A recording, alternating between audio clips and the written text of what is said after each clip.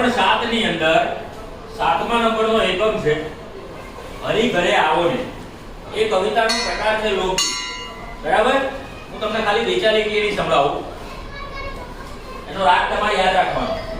આ ગરબાની અંદર પણ ગવાય છે લોકગીત. બરાબર છે? જેરી વળાવી સજ કરું ઘરે આવો ને, જેરી વળાવી સજ કરું ઘરે આવો ને, આંગણીએ પથરાવું ફૂલ એ વાલમ ઘરે આવો ને,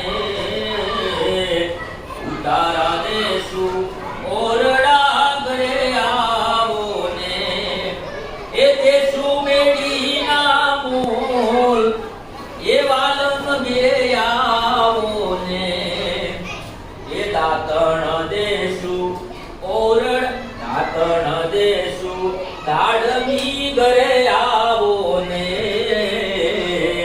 દાતણ દેશું દાડમી ઘરે આવો ને, એ દેશું દેશું કણેરી નાતા એ વાલમ ઘરે આવો ને, શેરી વળાવી સજ કરું ઘરે આવો ને, શેરી વળાવી આંગણીએ પથરાવું ને ફૂલ એ વાલમ ઘરે આવો ને, શેરી વળાવી સજ કરું ઘરે આવો ને, શેરી વળાવી સજ કરું ને ઘરે આવો ને.